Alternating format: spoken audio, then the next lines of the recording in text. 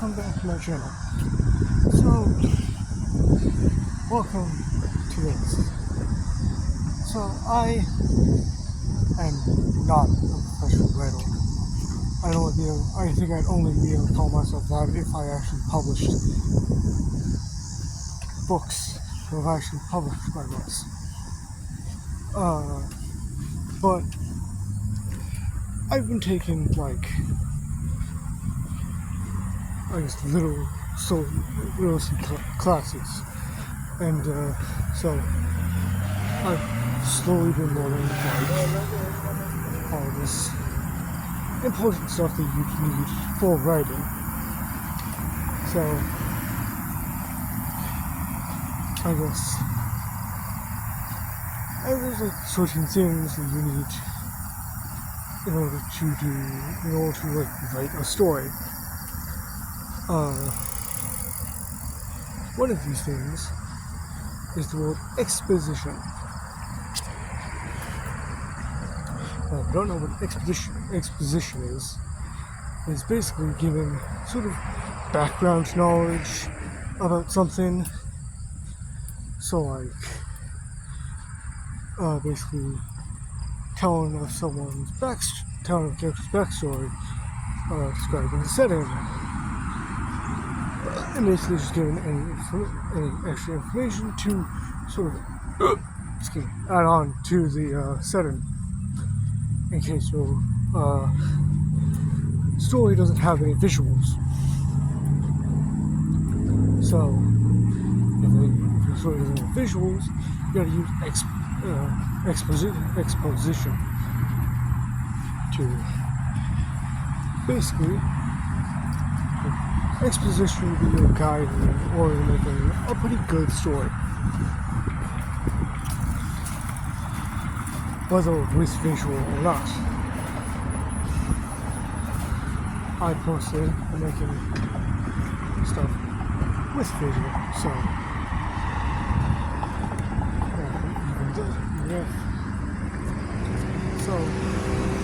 there's still pairs,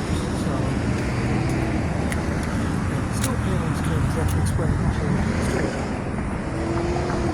So I think an exposition to sort of add more detail to it. Like in a story that's suddenly raining, the characters can say that. Oh, it's so amazing. Like, your characters end up, basically saying and giving the context of what's going on.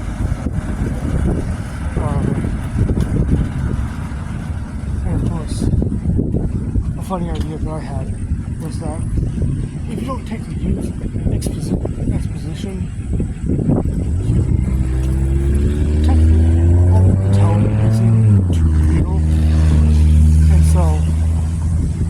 one thing I imagined was that there's this sad scene that's happening, but you don't actually know that it's raining. So basically, you can just have in your mind that it could just be a sunny day. Like, depression on a nice sunny day. How nice. But yeah, that's why exposition is important. So that you can basically give details about stuff that definitely deserves more explanation. Like, take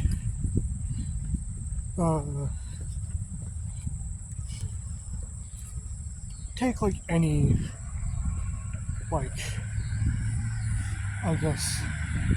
take any comic or something. They give exposition or background knowledge about the character that you're following. Like with Batman. If you didn't know any story behind him, he'd just be some random man in a bat costume that is also apparently a villain now.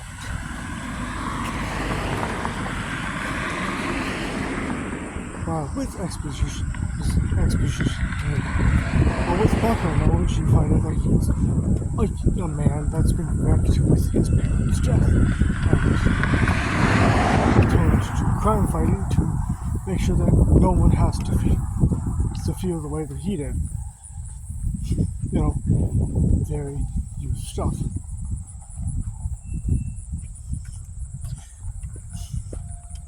There are books without visuals, like Harry Potter. You don't have any visual representation of that. There's no visuals in it. But yet, the author has you seeing the vision, has you sort of imagining stuff.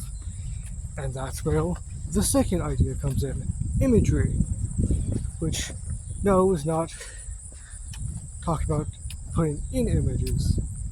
It is about using describing words to sort of explain a scene. So, if it were like some nighttime setting, and if it were a nighttime setting, you could be like, oh yeah, it's nighttime. But then you could add describing words, like it was a dark, gloomy night while the rain was pouring down. And you can now imagine it's a dark and sad day with, of course, rain coming down. It's like that. And it's interesting. And imagery is really useful as well, because as much as you can imagine seeing that stuff, you can also use it to influence the reader into smelling something, or to sort of use the other senses. Imagery helps kind of hone this, not hone the senses, but appeal to the reader's senses. You could, an author could say, oh, there was a dumpster. You could be like, oh, that could smell kind of bad. You don't know how to smell something. But then the author could describe it as there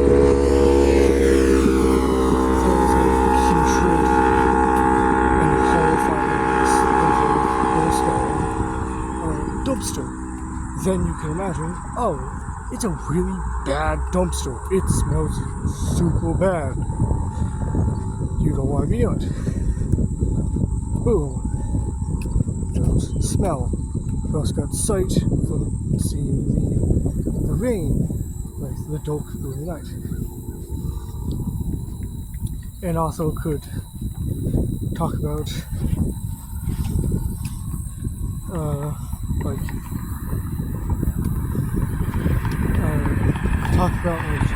feeling simply a cat. So a cat.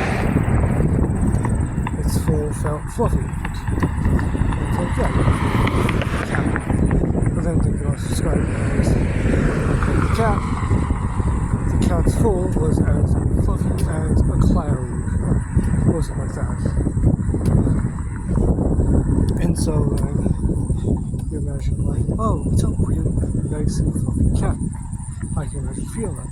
Boom, now you have the sense of touchdown. You can understand touch.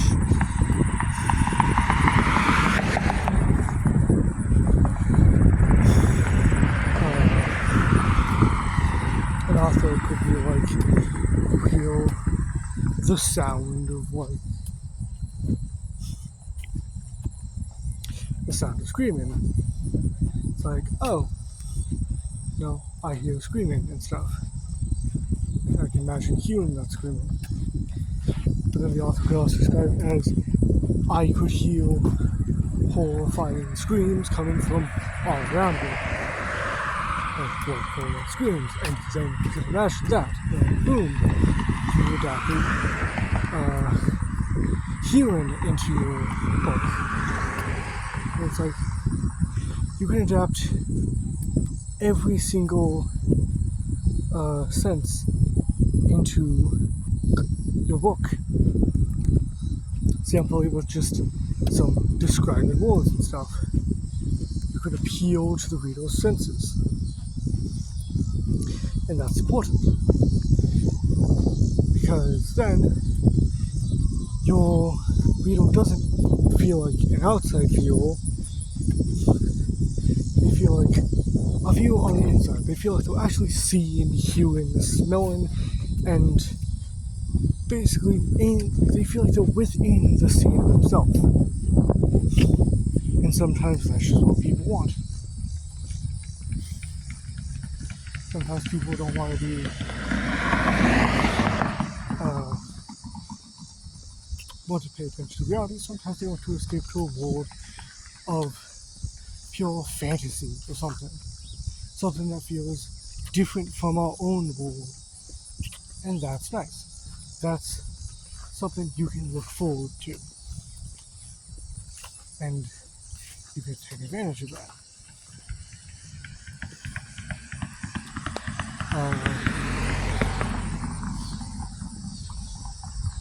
And foreshadowing is another thing.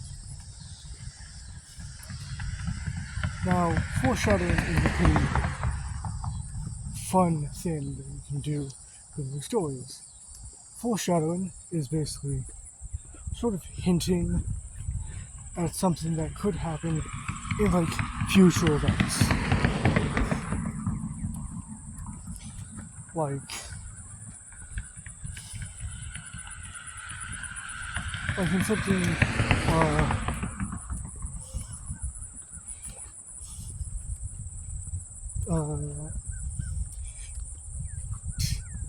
reference a lot of big movies.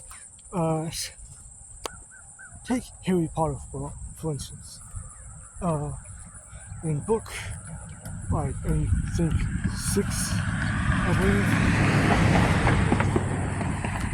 Or like all the books, it's hinted that Voldemort is coming back, or that like there'll be like the revival of Voldemort, and then in the Triwizard Cup,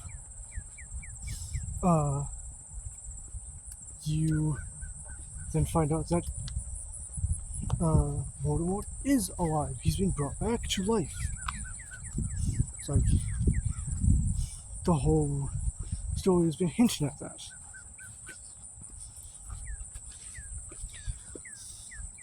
It's like authors want to hint at future things. Like, you could, like, here's another example. You ever watch like a show or a book, or like read a book or something, and it's like this character is saying this like big speech, like is like kind of revealing a lot about themselves.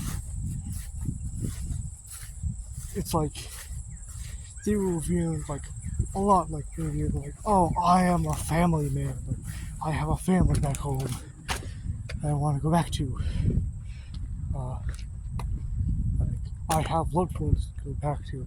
I have like a job to do, like stuff like that.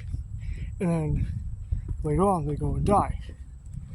That is foreshadowing. A foreshadowing that you definitely see a lot in media, and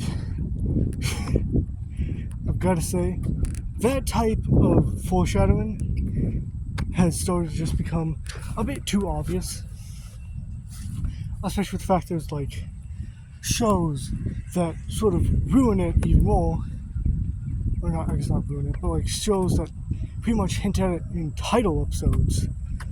Like, a episode will say a character's name, and that could hint at that character probably dying. It's like, that is an obvious thing And it says August foreshadowing. Anyways, that's all from me. Remember to like, subscribe, and I hope you enjoyed. Alright, bye.